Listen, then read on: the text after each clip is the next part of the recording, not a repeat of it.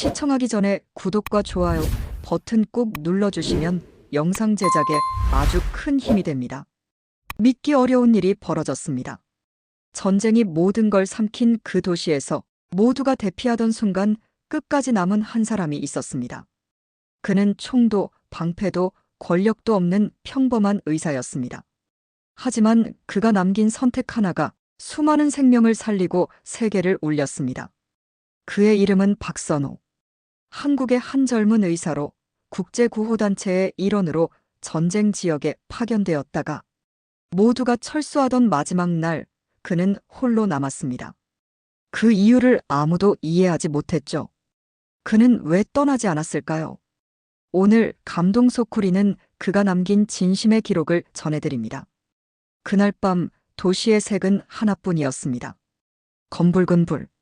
창문을 두드리던 비명과 엔진의 굉음, 타이어가 녹아내리는 냄새, 금속이 찢기는 소리까지 하나로 뒤엉켜 하늘을 칠했습니다. 별도, 달도, 기도도 보이지 않았습니다. 하늘을 가르는 건 폭발의 섬광뿐이었고 그 섬광이 끝나면 어김없이 땅이 떨렸습니다. 지상에서는 사람들이 흩어졌고 건물은 무너졌고 시간은 끊겼습니다. 저는 지하 응급실 입구에 서서 환자 명단을 다시 펼쳤습니다. 땀과 먼지로 우그러든 종이는 손끝만 스쳐도 찢어질 듯 얇았고 이름 옆에는 단 3글자의 운명이 붙어 있었습니다. 퇴원, 전원, 사망. 너무 간단해서 잔인한 단어들이었죠. 그 셋 사이 어딘가 아직 기록되지 않은 여백이 있었습니다. 저는 그 여백을 붙잡고 버티고 있었습니다. 생존. 누가 그 칸을 채울 수 있을까? 지금 제 앞에 누군가, 적어도 한 사람만이라도. 본부는 철수를 명령했습니다. 박 선생님, 지금 바로 떠나세요. 구역 전체가 위험합니다. 무전송 목소리에는 기술적으로 숨긴 떨림이 묻어 있었죠. 명령을 내리는 사람도 인간이니까요. 하지만 제 발은 움직이지 않았습니다. 제 바로 옆 침상에 누운 아이 때문에. 창백한 볼, 선이 가늘어진 입술, 겨우 들썩이는 가슴. 산소 마스크의 김이 아주 작게, 그러나 꾸준히 번졌다 사라졌습니다. 그 작은 물 한 개가 이 밤의 전부처럼 느껴졌습니다. 아저씨, 나 아파요. 아이는 눈을 감은 채로 속삭였습니다. 그 한마디가 제 귓속에서 아주 오랫동안 울렸습니다. 철수라는 단어가 아이의 목소리에 부딪혀 바스러졌습니다. 떠나는 것과 남는 것 사이 이성은 빠르게 계산했고 양심은 느리게 결론을 냈습니다. 그리고 느린 결론이 이겼습니다. 저는 고개를 들고 간호사들에게 말했습니다. 마지막 차량에 타세요. 이 아이는 제가 봅니다. 그 말이 끝났을 때 제 안에서 어떤 소리가 딱 하고 갈라졌습니다. 두려움이었는지 체념이었는지 아니면 아직 꺼지지 않은 의사로서의 본능이었는지 알 수 없었습니다. 다만 저는 남았습니다. 바로 그때 옆 건물에 폭탄이 떨어졌습니다. 벽이 비명을 지르듯 갈라졌고 형광등이 연속으로 번쩍이다가 꺼졌습니다. 먼지가 바람처럼 몰려와 얼굴을 때렸고 깨진 유리 위로 제 발자국이 젖었습니다. 붉은 물이 신발 밑창에 번졌지만 멈출 수 없었습니다. 저는 손전등을 입으로 물고 남은 약품을 긁어 모으고 붕대를 찢어 고정하고 수동 압박을 이어갔습니다. 수치로는 의미가 없는 동작들. 그러나 눈앞의 한 사람에게는 세계의 전부인 동작들. 잠깐의 고요가 덮쳤을 때 머릿속을 스친 건 멀고도 선명한 장면이었습니다. 서울의 복도, 깨끗한 타일, 아침 회진 전 커피 향, 동료 레지던트의 익숙한 농담. 그 평범의 온기. 지금 제게는 사치였습니다. 그 대신 지금 여기의 현실은 단순했습니다. 숨, 맥, 체온. 줄어드는 수액, 다 타버린 발전기, 떨어지는 배터리. 그래서 저는 더 단순해졌습니다. 한 명. 오늘 저는 단 한 명을 끝까지 책임지자. 세상을 구하지 못해도 이 아이의 세상 하나만은 지켜보자. 새벽 3시를 넘기며 폭격은 간헐적으로 멎었습니다. 지하실 천장 틈으로 새벽의 첫빛이 아주 얇게 스며들었습니다. 그 빛이 제 손등을 스쳤을 때 저는 아이의 손을 더 세게 잡았습니다. 살고 싶다는 본능과 살리고 싶다는 약속이 손끝에서 맞닿았습니다. 귀에 다시 무전이 울렸습니다. 박 선생님, 철수 완료. 응답하시오. 저는 버튼을 누르지 않았습니다. 대신 산소 마스크를 고쳐 끼우고 아이의 이마를 닦아주고 귓가에 아주 조용히 말했습니다. 괜찮아. 나 여기 있어. 그 말은 사실 아이를 위한 것만은 아니었습니다. 제 자신에게도 필요했습니다. 그래서 저는 남았습니다. 전쟁터 한가운데서도 사람으로 남을 수 있는 방법, 그건 떠나는 것보다 남는 것이었습니다. 그 선택이 제 인생에서 가장 조용했지만 가장 큰 소리의 결심이었습니다. 불빛이 희미해질수록 제 안의 확신은 또렷해졌습니다. 의사는 때로 생존보다 책임을 먼저 선택한다는 사실을 저는 그날 밤 제 손으로 확인했습니다. 그리고 마침내 새벽 4시. 하늘이 아주 조금 밝아졌습니다. 저는 아이에 가는 맥을 다시 세었습니다. 느리지만 살아 있었습니다. 여기 둘.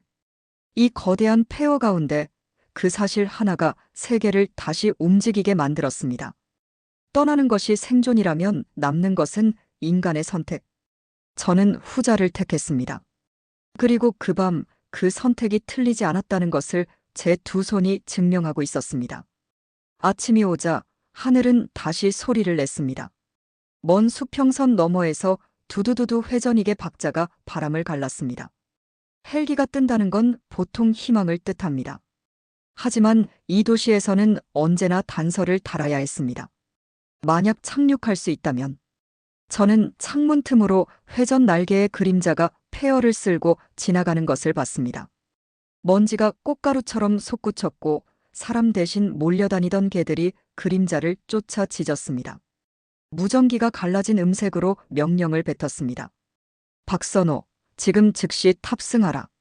반복한다. 즉시.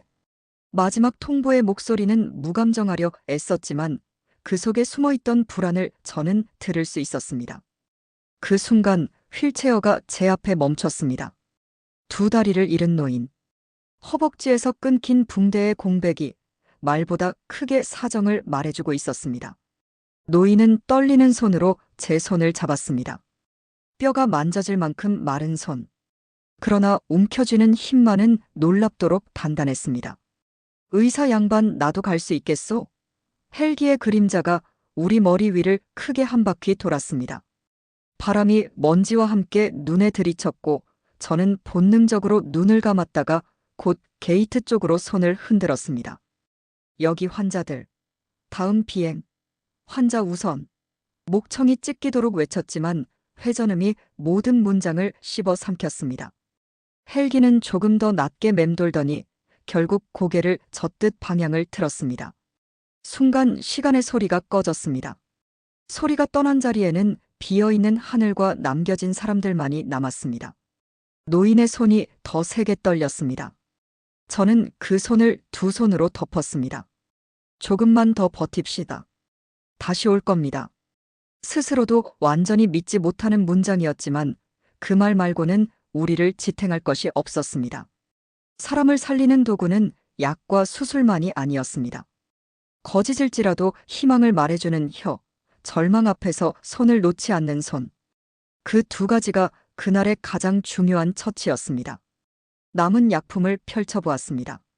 주사제 15, 수액 3봉, 항생제 캡슐 몇 개, 소독제 1병. 환자는 6. 계산은 간단했고 답은 잔혹했습니다. 모두에게 충분하지 않다. 그때 저는 의대 윤리 수업에서 들었던 문장을 떠올렸습니다. 3분 배분의 윤리. 그러나 책 속 질문과 폐허 속 질문은 달랐습니다. 책은 논증을 요구했지만 폐허는 결정을 요구했으니까요. 저는 우선순위를 적었습니다. 쇼크 위험군, 출혈, 감염, 탈수. 그리고 한 줄을 더 적었습니다. 아이. 그 한 줄은 의학적일 수도 비의학적일 수도 있었습니다. 하지만 저는 그 단어 앞에서 더 이상 변명하지 않기로 했습니다.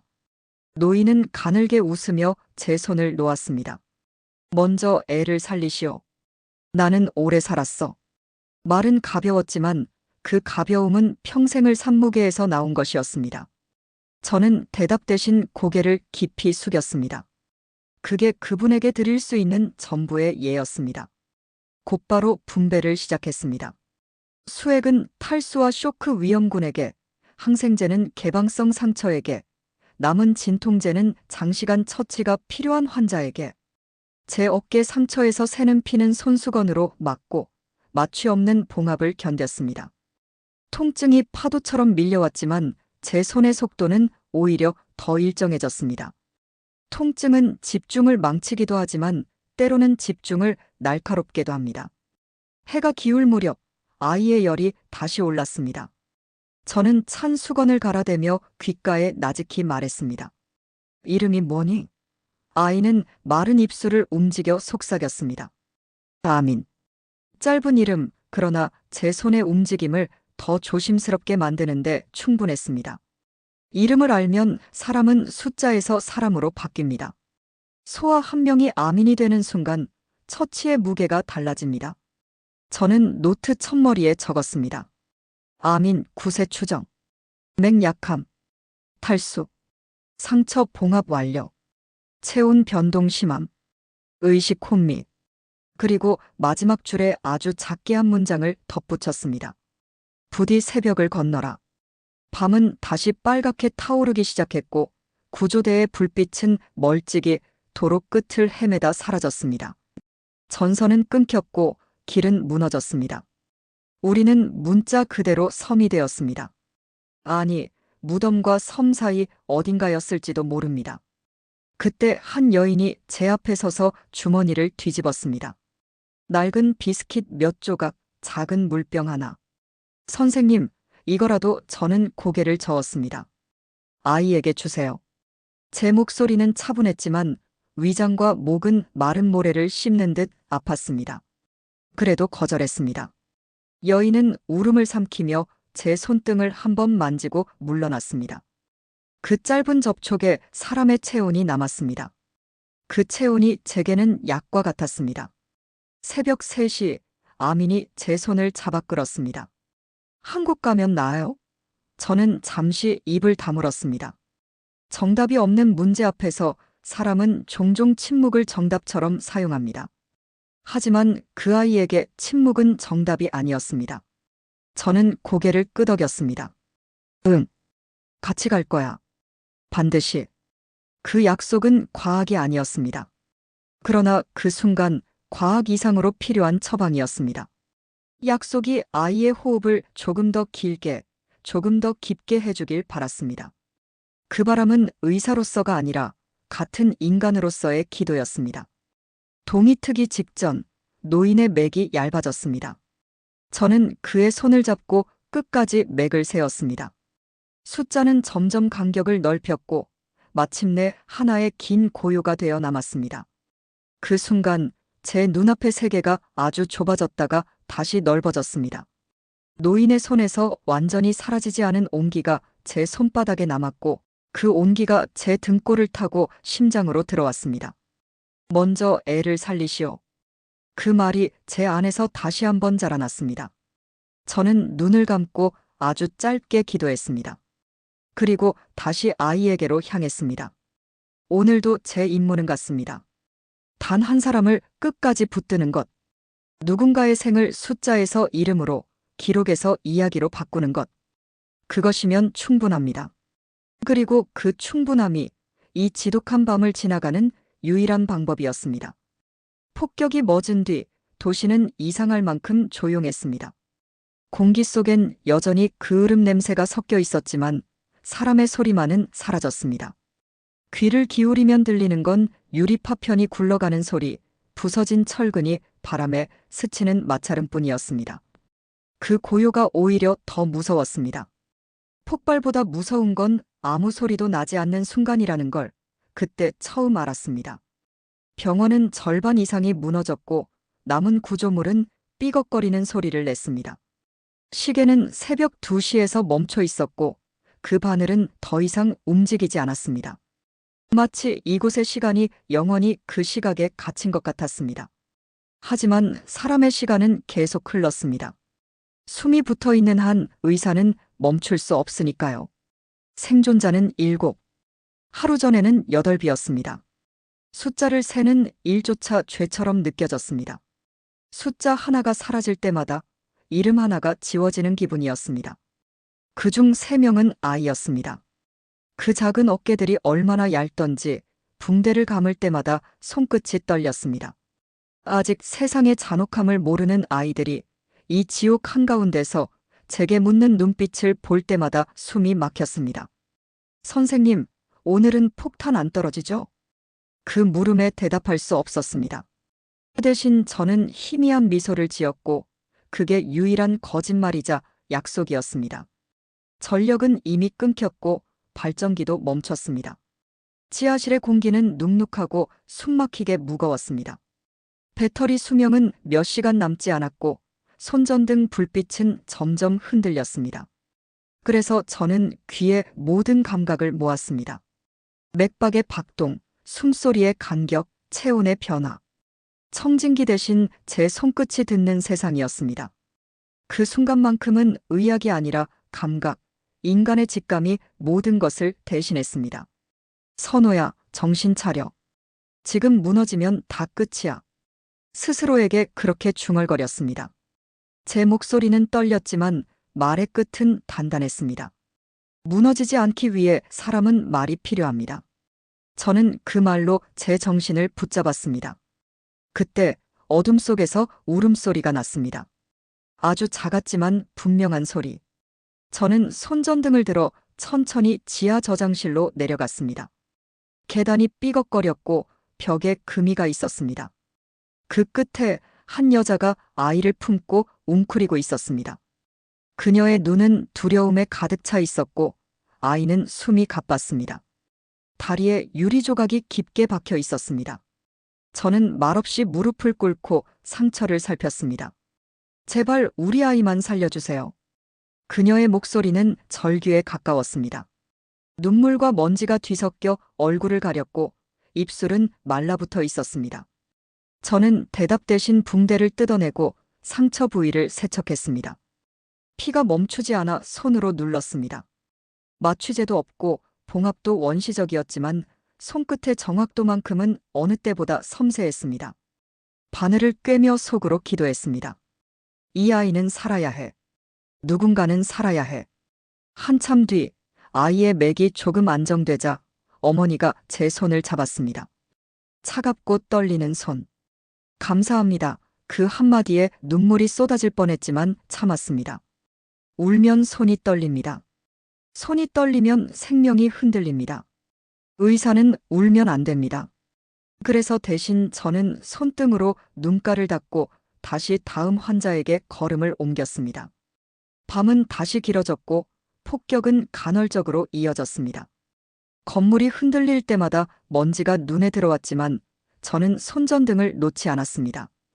아이들의 신음이 들릴 때마다 무릎으로 기어가 확인했습니다. 손끝이 감각을 잃었고 가운은 피로 얼룩졌습니다. 하지만 그 피의 온도가 아직 따뜻하다는 사실이 제가 인간이라는 마지막 증거처럼 느껴졌습니다. 새벽이 오기 전 노인의 숨이 끊겼습니다. 저는 그의 손을 쥔 채로 한참을 움직이지 않았습니다. 손끝에 남은 체온이 식어가는 걸 느끼며 그분의 마지막 말을 떠올렸습니다. 먼저 애를 살리시오. 그 약속은 단순했지만 제 인생을 통째로 붙잡았습니다. 저는 고개를 숙이고 조용히 속삭였습니다. 걱정 마세요, 어르신. 그 약속 꼭 지키겠습니다. 그날 밤 저는 깨달았습니다. 죽음과 싸운다는 건 누군가를 살린다는 뜻이 아니라 누군가의 온기를 끝까지 놓지 않는다는 뜻이라는 걸요. 그 온기가 아직 제 손 안에 남아 있었습니다. 그리고 그 따뜻함이 제가 다시 일어설 수 있게 하는 유일한 연료였습니다. 사흘째 밤이었습니다. 하늘은 여전히 붉게 타올랐고 폭발의 섬광이 구름을 물들이며 지평선을 무너뜨리고 있었습니다. 하지만 이상하게도 제 마음속의 두려움은 처음보다 덜했습니다. 두려움은 반복되면 무감각으로 바뀌고 그 무감각 속에서 사람은 희망이라는 단어를 조심스럽게 꺼내듭니다. 식량은 이미 바닥이 났습니다. 병원 지하에 남은 물은 반병, 건빵은 3조각뿐이었습니다. 환자들의 입술은 말라붙었고 아이들의 눈빛은 점점 멍해졌습니다.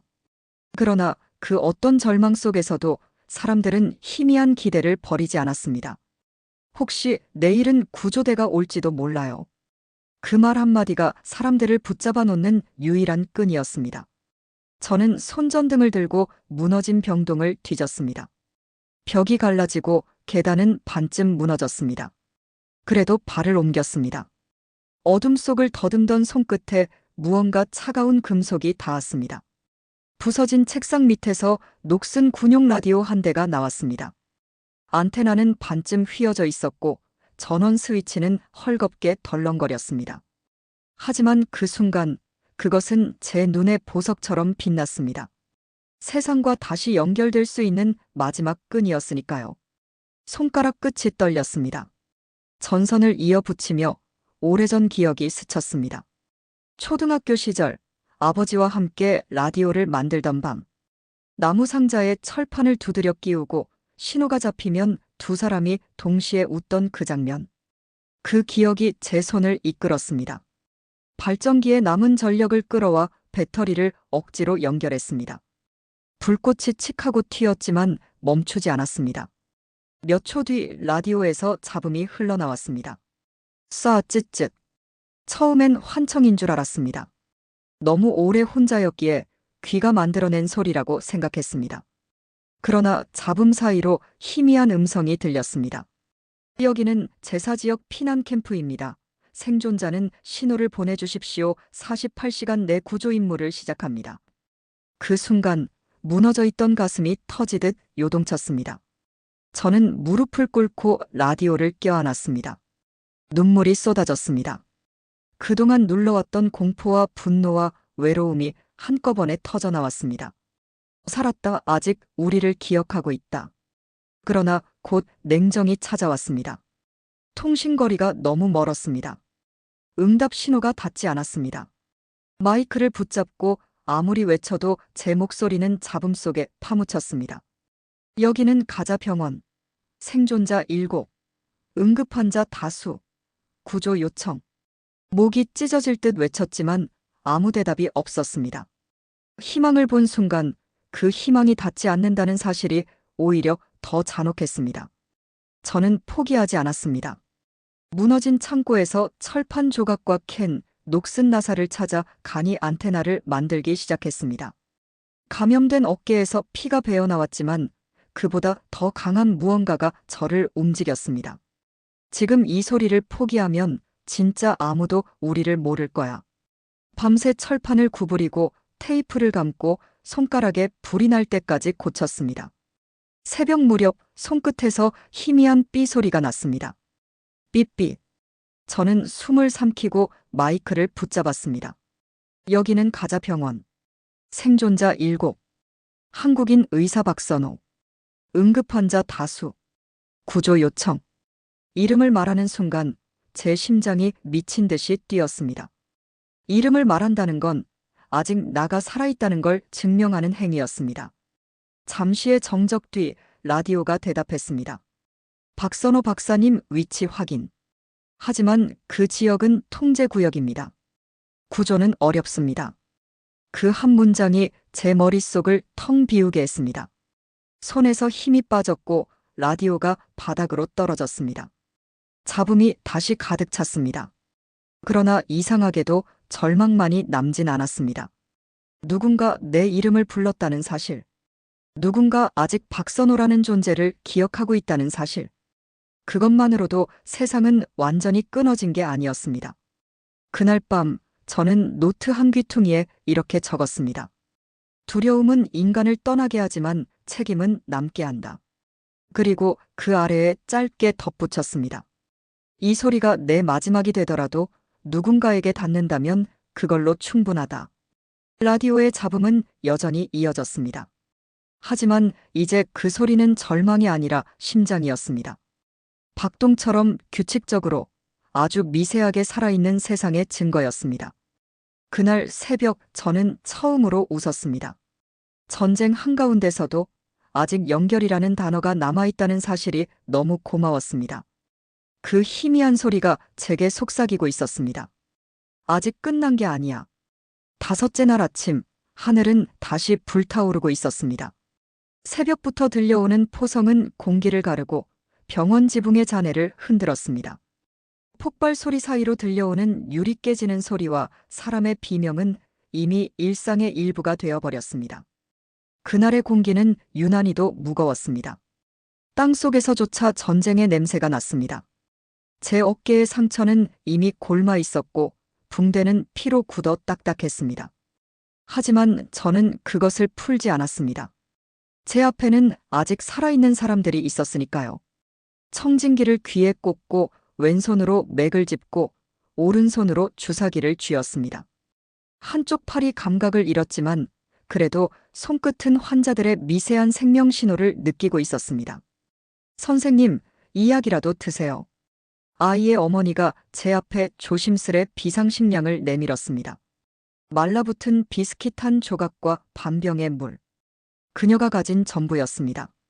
저는 미소를 지으며 고개를 저었습니다. 아이에게 주세요. 저는 괜찮습니다. 그 말을 하며 입술이 갈라져 피가 배었습니다. 사실 괜찮지 않았습니다. 하루 넘게 아무것도 먹지 못했고 어지러움이 밀려와 시야가 흔들렸습니다. 하지만 그 아이의 체온이 조금이라도 더 따뜻하게 유지된다면 그걸로 충분했습니다. 선생님, 왜 이렇게까지 하세요? 그녀의 질문은 단순한 궁금증이 아니었습니다.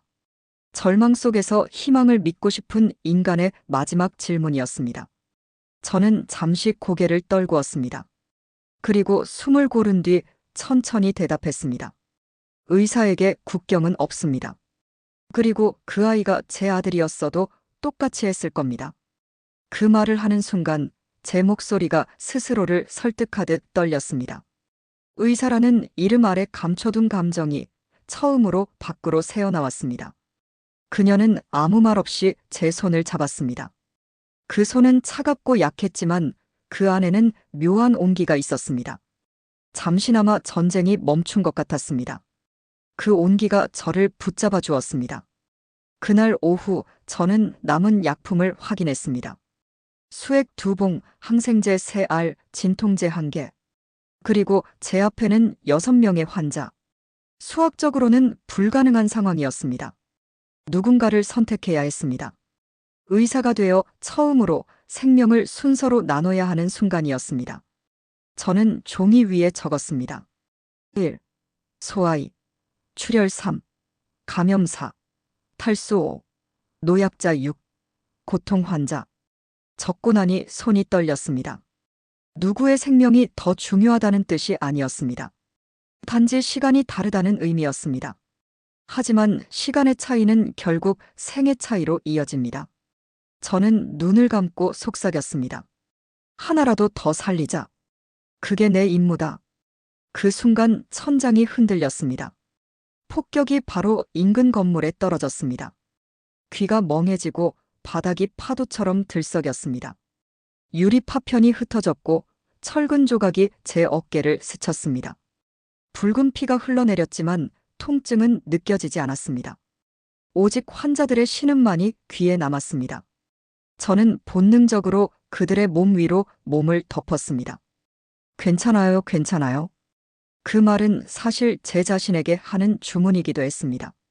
잠시 후 폭격이 멎었습니다. 저는 어둠 속에서 손전등을 들어 환자들의 얼굴을 확인했습니다. 다행히 모두 살아 있었습니다. 하지만 그중 한 청년의 다리가 철근에 깔려 있었습니다. 저는 손으로 피를 닦으며 외쳤습니다. 힘 좀 줘요. 버텨야 합니다. 청년은 이를 악물며 대답했습니다. 선생님, 저 말고 저 아이 먼저. 그는 고통 속에서도 아민을 바라보고 있었습니다. 그 눈빛 속에서 저는 인간의 마지막 존엄을 봤습니다. 그날 밤 아민은 고열에 시달렸습니다. 체온이 40도 가까이 올랐고 의식이 희미해졌습니다. 저는 남은 얼음 조각으로 그의 몸을 닦으며 속삭였습니다. 아직 안 돼.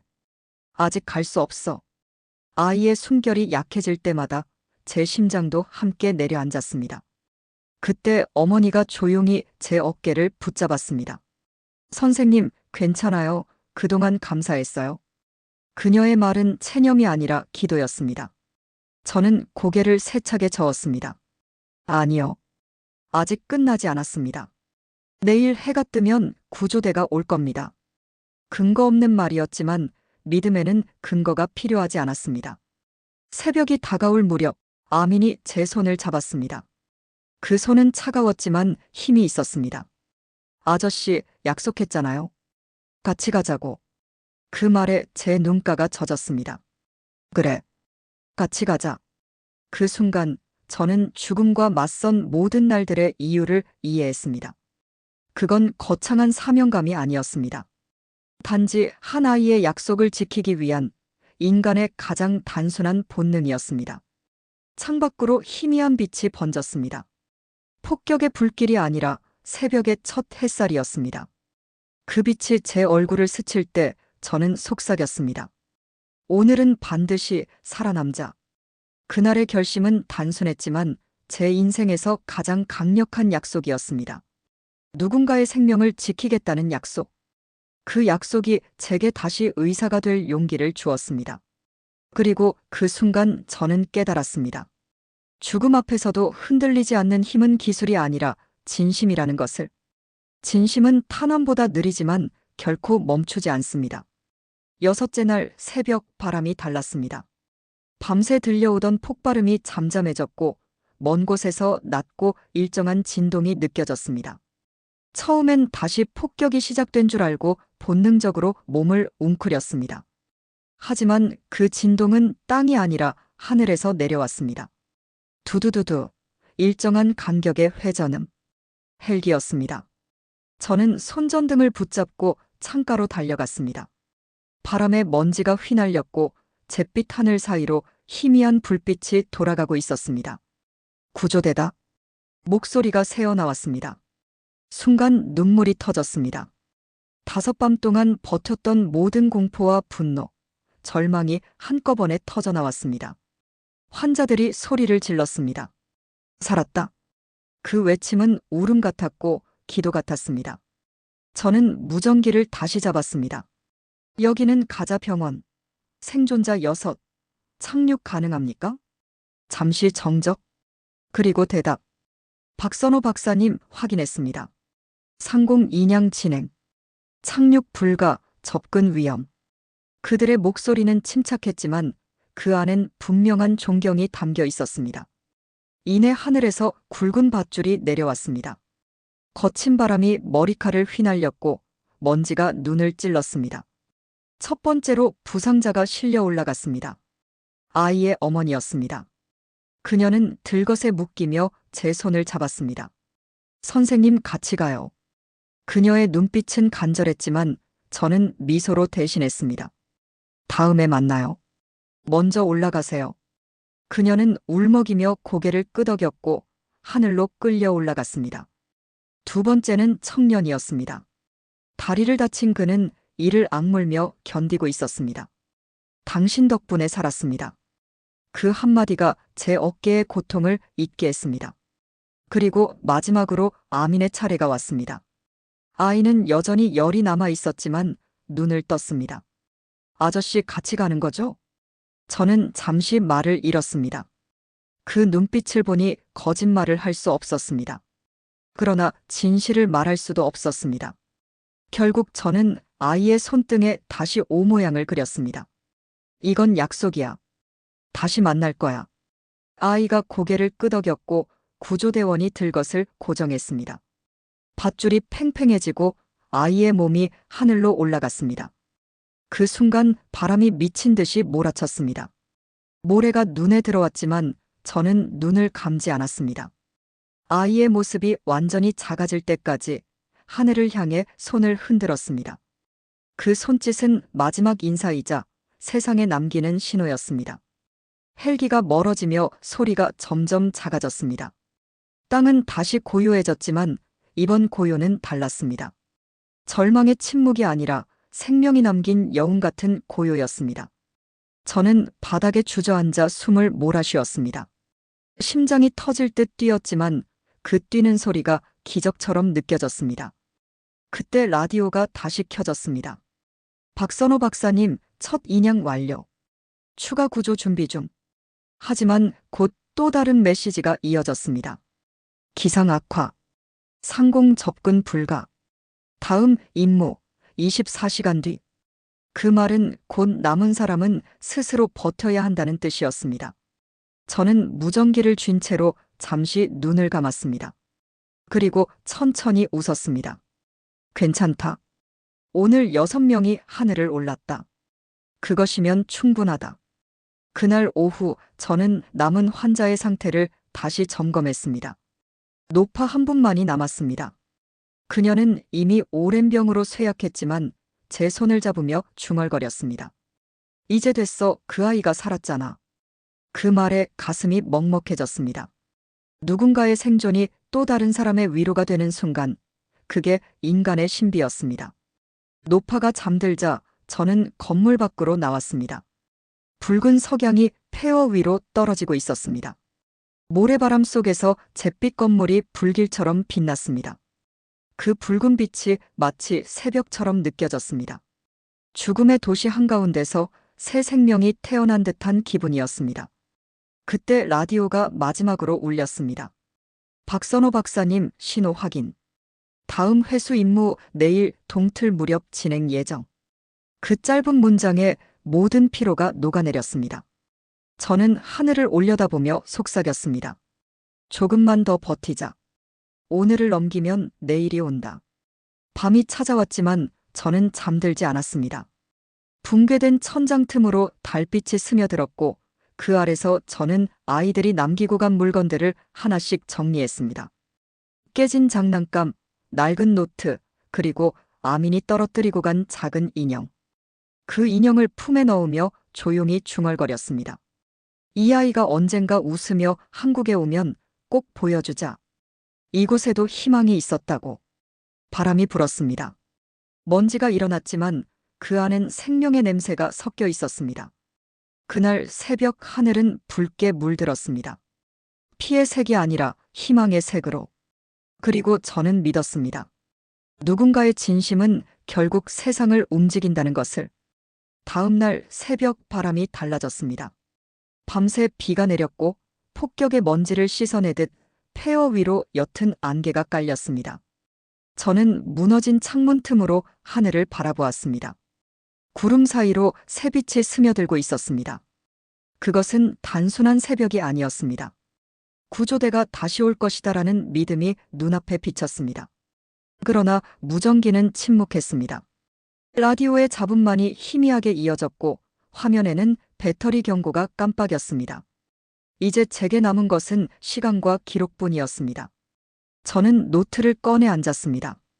기록은 여전히 제 임무였습니다.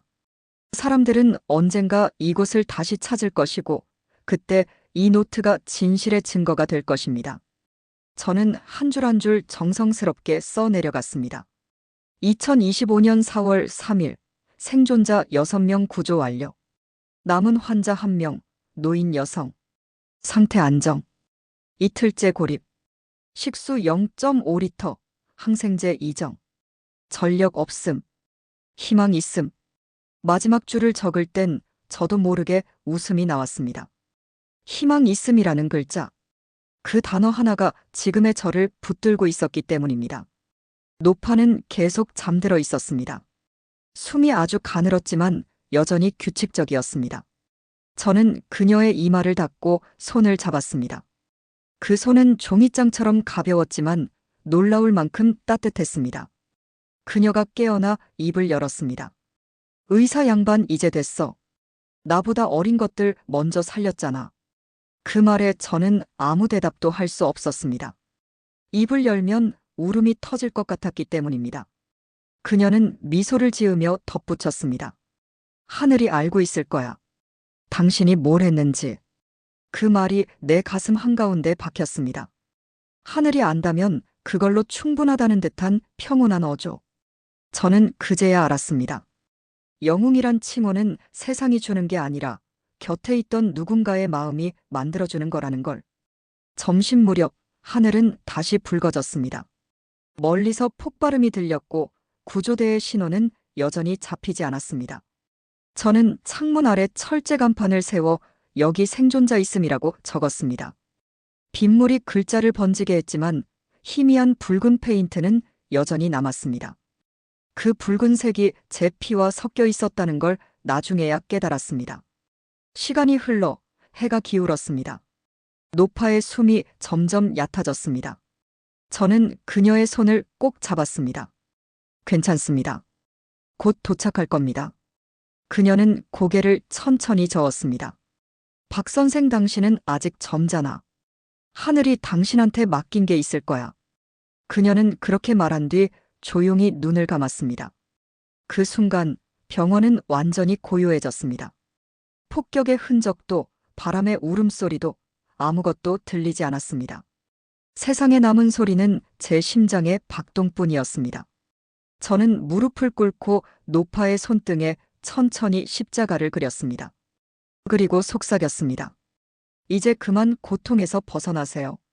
당신이 살려낸 생명들이 그 빛이 될 겁니다.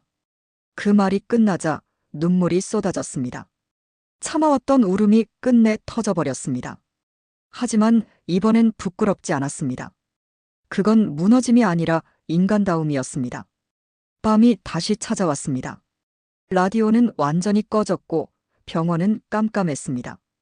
저는 노트 옆에 초 하나를 켜두었습니다. 그리고 마지막 기록을 썼습니다. 모든 생존자 구조 완료. 남은 자 1명. 이름 박선호. 내일 만약 구조대가 오지 않더라도 이 기록이 남기를. 인간은 혼자 죽지 않는다. 누군가를 기억하면 그 사람은 여전히 살아있다. 펜을 내려놓고 저는 하늘을 바라봤습니다. 초가 바람에 흔들리며 불빛이 춤췄습니다. 그 불빛이 천장에 부서져 별처럼 흩어졌습니다. 그건 마치 제 삶의 장면들이 하나씩 돌아가는 듯 했습니다. 의대 시절 처음 환자를 만났던 날, 한국에서 마지막으로 들었던 동료의 목소리, 그리고 아민의 미소. 저는 조용히 입을 열었습니다. 아민, 꼭 다시 만나자. 그 이름을 부르는 순간 공기가 따뜻해졌습니다. 그리고 그 따뜻함 속에서 저는 알았습니다. 이제 내가 떠날 차례라는 것을. 저는 침대 옆에 누워 노트를 품에 안았습니다. 라디오와 청진기를 나란히 두고 눈을 감았습니다. 그리고 아주 조용히 속삭였습니다. 내일은 반드시 당신들이 세상을 밝힐 거예요. 그날 밤 폐허 속의 병원에 작은 빛 하나가 끝까지 남았습니다. 그 빛은 꺼지지 않았습니다. 그건 불이 아니라 의지였습니다. 누군가는 그렇게 말할지도 모릅니다. 그는 마지막까지 환자 곁을 지켰다. 하지만 저는 다르게 말하고 싶습니다. 그는 마지막까지 인간을 믿었다. 구조 후 3개월 뒤 국제구호단체 본부로 낡은 봉투 하나가 도착했습니다. 모래와 피로 얼룩진 봉투. 누군가의 손을 수차례 거쳐 온 흔적이 남아 있었습니다. 우편 스탬프는 여러 나라의 이름을 지나왔고 글씨는 희미하게 번져 있었습니다. 봉투의 왼쪽 상단에는 단 한 줄의 이름이 적혀 있었습니다. 보낸 사람 박선호. 사무실은 순식간에 정적에 휩싸였습니다. 그 이름만으로 모두가 알아차렸습니다. 그 의사가 마지막 순간까지 싸웠다는 사실을. 직원들은 손이 떨린 채 봉투를 열었습니다. 안에는 2장의 편지가 들어 있었습니다. 첫 번째는 단체 본부로, 두 번째는 아민이라는 소년에게 향한 것이었습니다. 편지지는 피와 흙으로 얼룩졌지만 글씨는 분명했습니다. 손전등 불빛 아래에서 꾹꾹 눌러 쓴 필체. 이곳은 아직 어둡습니다. 하지만 아이의 웃음소리를 들을 때마다 희망이 무엇인지 깨닫습니다. 그 한 문장에서 이미 모두의 눈가가 젖었습니다. 그는 전쟁을 비난하지 않았습니다. 누구의 잘못도 누구의 죄도 묻지 않았습니다. 그저 인간이 인간으로 남아야 한다는 한 가지 믿음만을 썼습니다. 전쟁은 인간을 무너뜨리지만 누군가의 손을 잡는 일만큼은 그 어떤 폭탄도 막을 수 없습니다.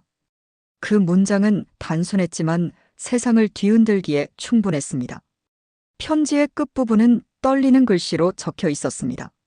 제가 돌아가지 못하더라도 부디 이곳의 진실을 전해주세요. 한국에서 온 한 의사가 있었다고. 그 마지막 줄을 읽은 순간 사무실 곳곳에서 흐느낌이 터졌습니다. 그는 죽음을 예감하고 있었습니다. 그러나 두려움을 쓴 게 아니라 희망을 썼습니다. 그에게 죽음은 끝이 아니라 전달의 시작이었습니다. 그의 편지는 곧 유엔 본부로 전달되었습니다.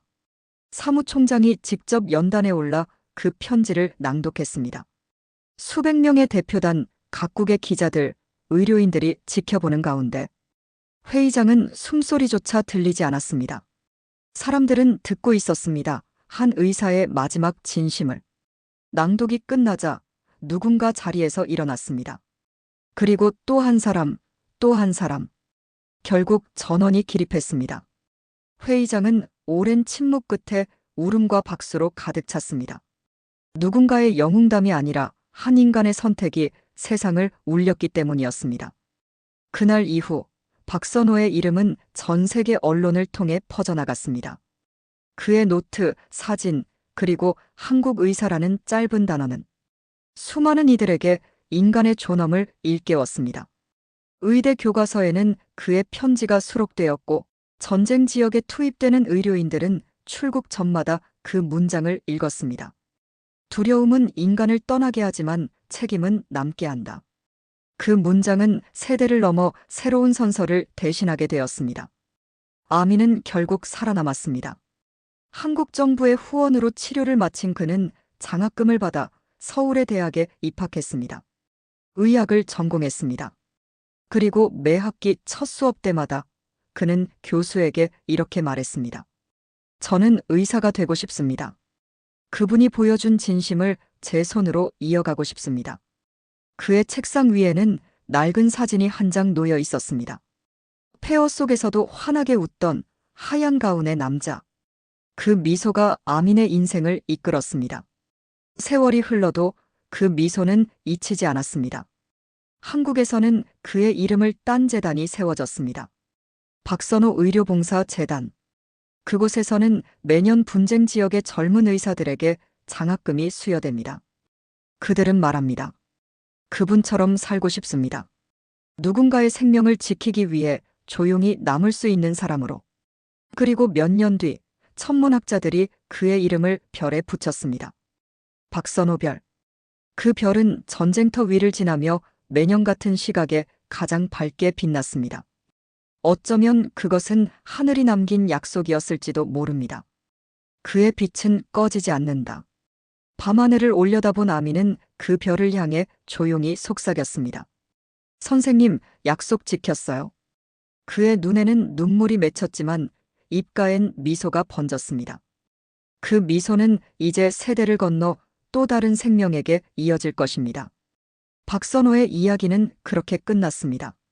하지만 그의 진심은 끝나지 않았습니다.